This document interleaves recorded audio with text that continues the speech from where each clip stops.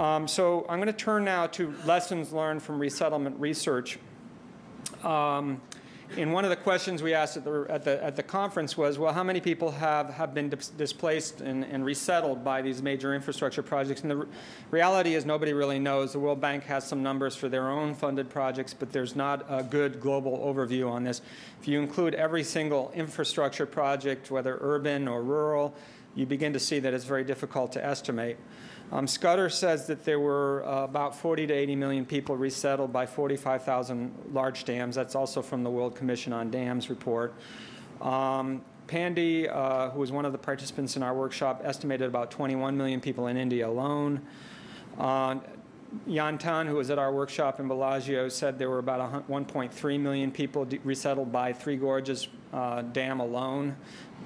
That's just in the flood area of the Three Gorges.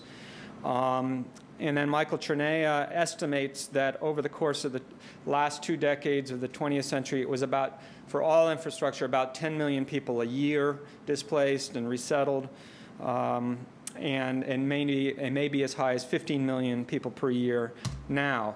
If you look at that juxtaposed against sort of conflict and refugee-type situations, either internally displaced or international refugees, you see you're dealing with about, if that 15 million figure is correct, then it's maybe a third of the total number that is of the total number of refugees that are in the world, say, in each year. OSHA conducted a study that looks at, sort of set a baseline for how many people were displaced in the year 2008 by natural disasters. And they said 36 million total, with about 20 million that were climate-related disasters. And that's compared to about 5 million that were conflict-related. So roughly 4 times the number of conflict-related displacements could be attributed to climate-related disasters. Again, these are typically short-term, so we're not comparing apples to apples. So Chernea has this 8 risks of displacement, economic and social risks. The first 3 are basically losses of land, employment, and shelter. There's then the marginalization, increased morbidity and mortality, greater food insecurity, loss of access to common property resources, and social disarticulation, which I mentioned in the context of the Mekong. Scudder has a slightly different framework, which is more phrased in terms of the procedures or the process that you go through.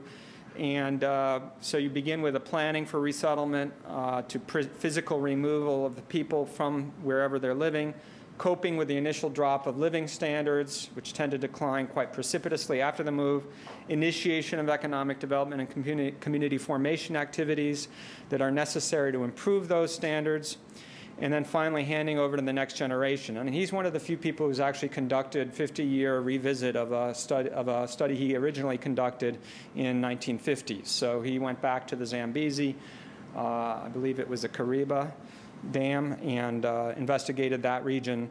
And actually a lot of the problems, they initially saw an increase in their lifestyle and living standards after a period, and then a lot of the problems were really governance related in Zambia, where people started seeing greater and greater loss. He also conducted a study of 50 dams worldwide, and looked at, essentially categorized them in terms of their outcomes. So 1 and 2 are basically either restitution or improved living standards is 1, that's the best possible outcome. 2 is a restored living standard for the resettled community. 3 is basically it was restored or improved, but it wasn't project related. It was some external force that caused these people to be slightly better off. And the 4th is basically the living standards were reduced. And you can see of the 50 cases, there's only about 9 which actually you saw an improvement or at least a restored livelihood or living standards for project-related reasons. Most of them are in the category 4, where you see a worsening of conditions. So basically what we have is a large track record of failure in moving people and restoring their livelihoods and helping them get back on their feet economically. The main reasons for that are a lack of staff and expertise to really handle the issues at the resettlement area, engineers being tasked with basically human social science type studies, and then resettlement activities that they're not really trained for. A lack of finance is another big factor. Political will is a major factor. Lack of compensation and development opportunities, and lack of participation. And I'm not going to belabor these charts. There's 3 slides of charts, but basically what you see here is for the N on the bottom is the number of studies, his meta-analysis of these 50 dam studies. On the blue bar is when you have adverse outcomes, and the red bar is when you have positive outcomes. And generally what you see is when they get things right, there's more positive outcomes. It doesn't mean that they're all positive, though. So when they get things right, there's still quite a number of negative outcomes that occur to the resettled communities. So in the case of staff and expertise, if it's inadequate, you can see almost 100% failure or adverse outcomes for the communities that are resettled. But if it's adequate, then you see a slightly higher percentage of 80% success rate.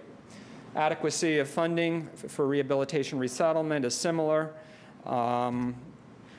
It turns out that 2 studies that I saw, one on 3 gorges, they budgeted about 40 billion yuan, or RMB, and that works out to about $3,800 per person to resettle. And in the case of the Namtun 2, they're estimating about the same amount. I don't know if it was based on what the experience was in China or if it was arrived at independently of the cost per resettler.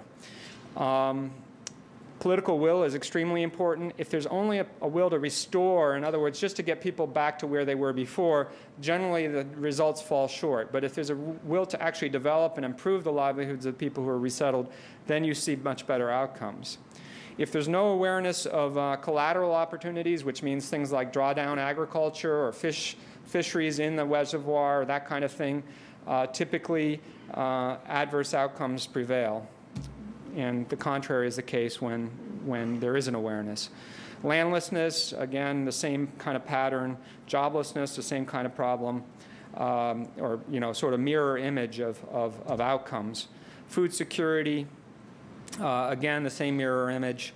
Common property, a very important factor, and a lot of times we can talk about economic displacement. People are displaced not because their household or their home needs to be moved, but because their economic activities were the fields that they farmed or maybe the forests that they gathered in are being inundated or maybe put under RED, for instance. You could imagine scenarios in which RED projects might result in that. So in terms of development opportunities, there's quite a number. Rural households typically, as we all know, pursue diversification strategies as a risk management approach.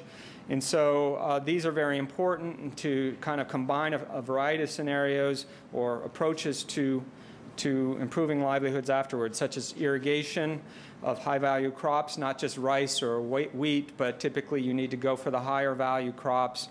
Tree crops like rubber, reservoir drawdown, I mentioned some of these fisheries, and in China in particular, they're doing a lot with small enterprises in small urban areas, basically giving microcredit and training people for alternative livelihoods.